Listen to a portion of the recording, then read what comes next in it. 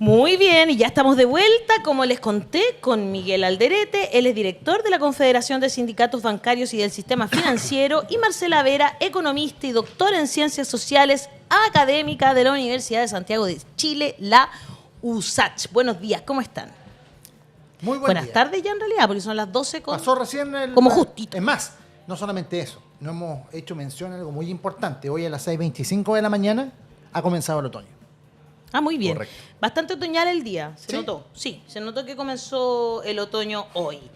Nuestro querido Miguel y Marcela estamos aquí justamente para conversar sobre el artículo 161, que es la causal de despidos por necesidad de la empresa y que tanto se mal utiliza muchas veces. Bueno, conversemos, Miguel, ¿no es cierto?, contando si hay un abuso de este artículo, el 161 del Código del Trabajo. Bueno, primero que todo, buenos días a todos, a los auditores, a los oyentes, a ustedes, al equipo que trabaja aquí en La Voz de los que Sobran. Efectivamente, en nuestro país, con el código laboral que tenemos, se ha manifestado ya por los años, por décadas, este uso, sobre todo en la última década, el uso y abuso de la causal 161, necesidad de la empresa. Nosotros como representantes de los trabajadores bancarios nos podemos dar cuenta que efectivamente esa causal no aplica en muchos de los casos que son efectivamente despedidos los trabajadores y las trabajadoras, porque vemos que los bancos siguen teniendo ostentosas utilidades todos los años, hacen inversiones fuertes en tecnología, en nuevos edificios, por ejemplo, que están construyendo, y eso es totalmente, que no está en sintonía con el tema de los despidos. O sea, ganamos mucho por un lado y despedimos gente por otro lado, y lamentablemente con eso aumenta la tasa de cesantía y la gente después se pregunta, ¿qué hago? Y nosotros como dirigentes sindicales nos toca vivir experiencias bien conmovedoras de trabajadores. Es lamentable, pero nosotros como dirigentes, además, lo único que nos podemos hacer en este caso, teniendo esta legislación que tenemos, como bien les decía recién, que lo único que nos compete a nosotros es tratar de llevar al trabajador, encauzar por conseguir un porcentaje adicional del finiquito. Algo más del finiquito. Algo más del finiquito, claro. Ahora, esto se ha utilizado, y no solamente en el mundo bancario, donde me imagino que ustedes tienen la expertise más importante, pero es una excusa para hacer ajustes de personal en toda la industria, ¿cierto? Porque entiendo de que tienen que haber razones bien justificadas para un Fundadas. despido, claro, por necesidad de la empresa, una baja productividad, pérdidas de dinero, un montón de factores. Pero también es muy fácil esquivar ese factor, po. Y muchas veces se utiliza este argumento para cargos que finalmente, y contraviniendo la ley, son reemplazados. Eso pasa en todos lados, ¿no? Quería No sé qué ustedes dos quieren abordarlo. Sí. Porque yo estaba mirando a ti. Muchas gracias. Bueno, para mí es un gusto siempre estar en el programa. Un saludo a todos quienes nos están escuchando. En relación a este tema, me parece que es muy importante que la gente comprenda que cada vez que las grandes empresas disminuyen su planta de trabajadores, lo que está ocurriendo es aumentar la presión, la explotación sobre los trabajadores que quedan dentro de la gran empresa.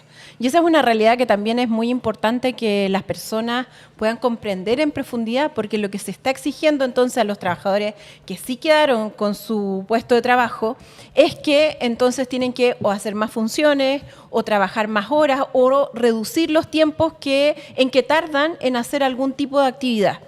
Esto entonces se conoce como un aumento en la plusvalía relativa y, por tanto, eso también va acompañado de una incorporación de algunos elementos tecnológicos, porque hoy día la tecnología, la inteligencia artificial, la robótica, la combinación de estas está entonces generando una sustitución también de trabajadores y está aumentando también la presión que hay sobre los trabajadores entonces que tienen su puesto de trabajo.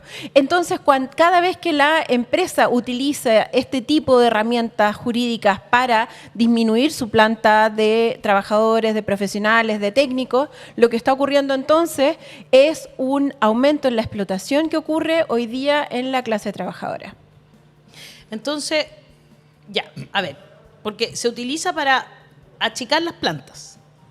O sea, no se vuelve a contratar a alguien por ese mismo puesto o de sacar a trabajo. lo incómodo. Claro. También se ocupa. Yo O a los conozco antiguos, casos. a Claro. las antiguas, a la gente con más experiencia. Sí, po.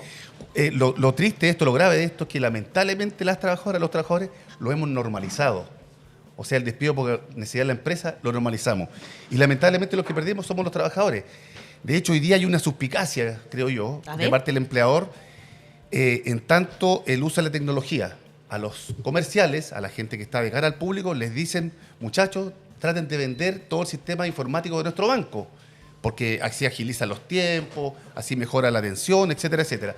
Pero finalmente nos hemos dado cuenta que es un disparo a los pies, porque mientras el cliente accede a esa tecnología, el puesto finalmente lo van a dejar vacío por la tecnología. Y como bien decía Rodrigo también, se va una persona antigua, con calificación, con conocimiento, con mejor sueldo, con toda la experiencia, y se va y traen a un trabajador con la mitad del sueldo, sin los conocimientos, sin la expertise, sin la insignia del banco, sin el compromiso, y eso lamentablemente genera repercusiones en la atención al cliente.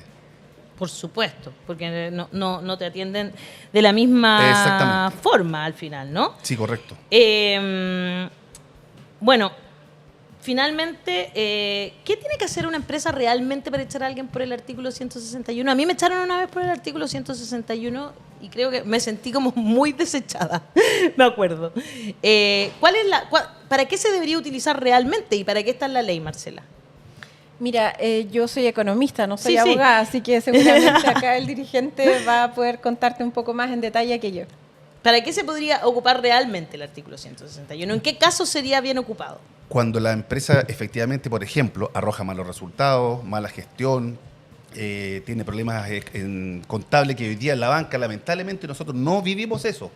Lo vivimos sí el año 1981 y los bancos fueron intervenidos por el Estado. Claro. Con plata de los trabajadores, los bancos fueron subvencionados por el Estado. Pero hoy día estamos viendo solamente números azules en los últimos 20 años. Entonces, es contradictorio que despidan tanta gente habiendo tanta utilidad de los bancos. De hecho, ahora en el mes de abril se juntan los accionistas. ¿A qué se juntan? A repartir las ganancias que han generado los trabajadores con el trabajo brutal que reciben, con las metas incumplibles muchas veces, que ha llevado hoy día incumplibles y que ha llevado hoy día a una población altamente enferma. ¿En los bancos la población está altamente enferma? Por supuesto que sí, pues. Por problemas mentales. Mucha depresión, crisis de pánico, angustia, licencia. La gente tiene incertidumbre si acaso va a llegar a fin de mes. Que esa es otra cuestión. Justamente por esta aplicación del artículo 161, nadie ya tiene certeza de su trabajo. Yo puedo estar haciendo muy bien mi trabajo hoy día. Esto no ha pasado. Casos hay muchos. Hago muy bien mi trabajo hoy día, cumpliendo con mis expectativas que se han propuesto para mí, que yo compartí con mi jefatura, y de pronto, por algún motivo raro, soy antiguo, tengo buena remuneración, me dice Miguel, hasta aquí no llegamos, está despedido por el 161. Y no hay ninguna razón plausible para el despido. Pero sí, al día siguiente hay una persona que gana un tercio de lo que ganaba yo o la mitad. Es que además en términos de la redacción del artículo es súper ambigua porque se refiere a las necesidades de la empresa, se puede referir perfectamente al aumento o la disminución de la productividad. ¿Y tú cómo mides la productividad al interior de una empresa? Eso es algo muy subjetivo de poder realizar porque finalmente tú puedes encontrar una serie de modelos que a ti te determinan cuánto va a ser la productividad de un trabajador. Por ejemplo, es distinta la productividad que puede tener un trabajador en Chile versus la productividad que puede tener en Alemania. Ambos modelos son eficientes, son evidentemente ambos aplicables, pero la realidad chilena es la realidad alemana, no, aunque la empresa a lo mejor sea de origen alemán, ¿me entiendes? Entonces, claro, es muy relativa la fórmula en que tú generas un indicador de productividad y por tanto la empresa puede perfectamente ajustar ese argumento para poder entonces justificar el despido que está realizando a un sector de trabajadores para poder aumentar la presión que ejerce sobre el otro conjunto de trabajadores y por tanto ¿qué hace la empresa ahí? Disminuye los costos que tiene. Normalmente los costos fijos son costos, digamos, difíciles de variar y hoy día los salarios, hay muchos salarios que están conectados con ese tipo de costos y hoy día los salarios hacen parte, digamos, de ese proceso muy importante de gastos que tiene una empresa. Entonces, por tanto, cada vez que la empresa se ahorra un conjunto de salarios, eso está generando una mayor utilidad para ese sector. Pregunta. En base a, nuevamente, lo que está ocurriendo con el sector de trabajadores que sí se queda en la empresa, que cada vez sufre más enfermedades y patologías como, Que se como muy bien sobrecargan, decía. además, no solamente Que se sobrecargan Ahora, yo- en extremo. Yo creo que cuando colocaron este decreto y esta posibilidad, lo que intentaron es darle flexibilidad al mercado. ¿Cómo estamos en comparación con el resto de los países? Chile, en ese contexto, a la hora de aplicar este artículo de los despidos, ¿es más flexible que los vecinos, que Argentina, que Perú, que Brasil? Se repite mucho en los países de la región.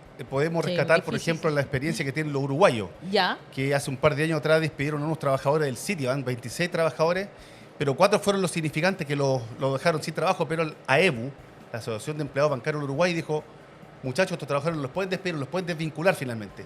Vamos a iniciar un proceso de conversaciones. Y después de largos años, finalmente los trabajadores fueron recontratados con harto quilombo, con harta efervescencia en Argentina, en Uruguay. En Uruguay. Eso significa que la unidad de los trabajadores es fundamental para enfrentar estos procesos. Ayer hablábamos con un señor, un ex trabajador bancario, que decía que antes de la reforma de José Piñera, de la reforma laboral, los trabajadores bancarios estaban en la caja bancaria de previsión y para despedir solamente podían despedir los bancos cuando el trabajador había robado, cuando no se podía hacer nada y era totalmente demostrable. Hoy día al trabajador le pueden decir tú robaste, no tienen cómo demostrarlo, pero lo despiden igual. Hay casos para hablar latamente de esto. Es el Increíble artículo eso. 160, claro, otro artículo. Sí. Pero te quiero decir con esto que es muy importante la unidad de los trabajadores de repente absortos en este sistema que tenemos moderno, no se preocupa, están solamente preocupados su nicho, de cumplir con sus números, con sus cifras, para que no tenga después la represalia en la jefatura. Claro. Pero no se han dado cuenta que unidos puede lograr muchas cosas. Por ejemplo, hacer un paro. Dejar de trabajar por 5 minutos, por ejemplo, para por lo menos ejercer presión respecto a mejores condiciones laborales. Mira, qué interesante lo que estás explicando. Hablábamos de las transformaciones tecnológicas, ¿verdad? Y se argumenta que los despidos y el cierre de sucursales, que estábamos hablando de 26 trabajadores del Citibank, dijiste. En Uruguay, sí, ¿En 27. Uruguay? 27. ¿Acá cuántos han despedido?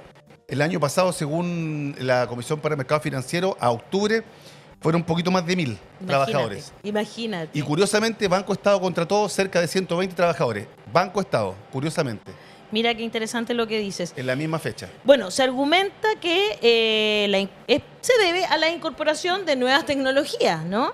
Entonces, ¿cómo es posible que ellos financien estas transformaciones? Porque para poder contratar estas nuevas tecnologías, igual tienen que hacer una inversión gigante, ¿no? Asumo yo. Y al mismo tiempo van despidiendo gente. Sí, lo que ocurre es que... ¿Se ahorran tanto? Es un tipo de tecnología que es muy barata, ¿ya? En el momento de instalación, en efecto, te queda como un costo hundido. Es algo que, digamos, ya no puedes reversar en términos del gasto. Pero, sin embargo, luego esa tecnología se paga sola porque te estás ahorrando salarios, pero al mismo tiempo estás disminuyendo costos de otra índole. Por ejemplo, cuando tú bien utilizas tecnología, tú puedes tener sensores de calor, de acomodamiento de las luces y ahorras energía al interior de tu empresa. Puedes tener sistemas eficientes en donde detectas algún tipo de falla en la producción e inmediatamente se corrige y, por tanto, puedes aumentar la producción que tienes al interior de tu empresa. Entonces, por una parte, puedes aumentar tus ingresos, pero también disminuir tus costos y, de esa forma, financiar la tecnología que estás incorporando en el sistema. Entonces, si me preguntas si es infactible o inviable reemplazar trabajadores por el alto costo de la tecnología, en realidad hoy no lo es. Simplemente lo que estamos pudiendo observar es que hay sectores que están siendo punteros, normalmente los que además guardan relación con servicio al cliente. Claro. Y como tú muy bien comentabas hace un rato, se ha precarizado mucho las condiciones de los trabajadores que están en ese sector, pero al mismo tiempo ha disminuido la calidad del servicio que se otorga. Y hoy día se produce una especie de distanciamiento, de disociación entre la empresa y el usuario, porque finalmente tú tienes que hablar con una máquina para hacer el reclamo correspondiente. Ocurrió cuando se apagó la luz, cuando hubieron estos apagones masivos, Ajá. en que la gente tenía que meterse a un formulario. Ni siquiera había una persona entonces que diera una solución o que pudiera evaluar el nivel de dificultad o de afectación en las condiciones de vida de los usuarios. Entonces, ese tipo de cuestiones genera que entonces la empresa se distancie de sus clientes, de sus usuarios, y uno puede observar cómo ha ido disminuyendo la calidad del servicio al cliente que otorgaban las empresas chilenas en Chile, que yo creo que nosotros estábamos orgullosos de eso hace unos 15 años. Hoy día, en realidad, casi podemos reclamar de todas las empresas al respecto. Hoy día ni el CERNAC te defiende, po. O sea, Está ahí para mira lo que está pasando, al... la denuncia de ayer del CERNAC y la crisis eléctrica. Quería agregar una cosa respecto de, del tema ese de, para llegar al artículo 161, despedir por necesidad de la empresa, hay cuestiones también que están soterradas, que van por debajo. Por ejemplo, los cumplimientos de meta de los trabajadores del área comercial. Hay una cuestión que es significante. He recibido muchas denuncias por esto. Por ejemplo, un ejecutivo que trabaja en el sector alto de nuestra ciudad versus un ejecutivo que trabaja en Puente Alto, en Maipú. Evidentemente no tienen las mismas condiciones, pero sí, a la hora de evaluar, tienen las mismas tablas. Claro. Entonces, el de arriba cumple largamente, el de Puente Alto, Maipú, lo tiene que hacer, no sé, sufriendo para llegar a fin de mes. Entonces, finalmente va a salir mal evaluado. Siker dice, negociación colectiva ramal ya. Apura eso. Arturo Enrique Salazar Muñoz dice, a mí me despidieron por necesidades de la empresa 3 meses antes de cumplir la edad de jubilación. Cáchense. Firmé el finiquito con una cláusula que hice poner que me permitía, en el fondo, poder demandarlos, ya que tenían que demostrar cuáles eran las necesidades. Gané el juicio y me pagaron más, y fue un porcentaje sobre el finiquito que no era menospreciable. Muy bien, Arturo, por la fórmula que utilizaste. APR Cloud dice, buenas tardes, querida comunidad. El artículo 161 en minería es pan de cada día. Cristina Susara Vera Román dice, hola, buenas tardes. Nosotros terminamos negociación colectiva en Radio Agricultura. Quiero leer esto porque esto no lo van a leer en ningún otro medio de comunicación. Y despidieron a 13 trabajadores, entre ellos yo, expresidenta del sindicato. Segunda vez que hacen despidos masivos. Despidieron a la presidenta del sindicato. ¿Y eso no es antisindical? Es una práctica antisindical. Ahí debería tomar juicio. ¿Qué debería hacer Cristina? Porque no puede quedarse de brazos cruzados, Cristina. No, tiene que asesorarse con un abogado y efectivamente demandar por la causal, por su fuero, y después por la causal 161 necesidad de la empresa, que finalmente no se da, lo hecho no se da. Qué bueno que el Claudio hizo una consulta respecto del despido por necesidad de la empresa, que él demandó posteriormente. Arturo. Pero ahí yo quería poner el acento, Arturo. Quería poner el acento ahí porque muchos trabajadores, la gran mayoría de los trabajadores en Chile, desconoce los derechos al momento del despido por necesidad de la empresa. Que, por ejemplo, dice que cuando al trabajador le notifican el día que lo despiden, que se acaba el vínculo, es solamente la firma de un papel que le indica que ya se acabó el vínculo con la empresa. Solo eso. Él puede firmar, puede poner la huella dactilar, lo que sea, una mosca.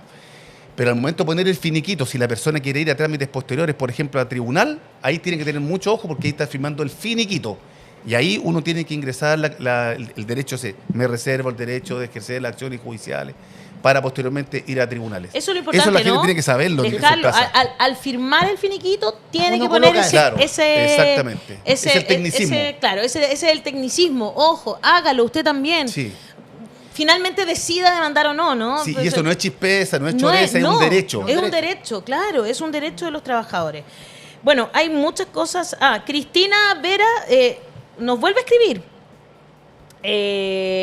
Dice, perdón, espérame, voy a leer porque también escribió un poquito más arriba. Dice, 2 despidos masivos en Radio Agricultura después de la negociación colectiva. Primero con Luis Langlois, que luego que el directorio se enteró, lo despidieron. Ahora con Vesna Radnich. Yo soy expresidenta, dice. Y luego dice, estamos en demanda colectiva por despido masivo y discriminación por sindicalización. Perfecto, están ya llevando esto. Bueno, Cristina, si nos puede escribir también acá a nuestro tribuna para usted. Nuestro Instagram o a nuestro número de WhatsApp, es el +569 91010672.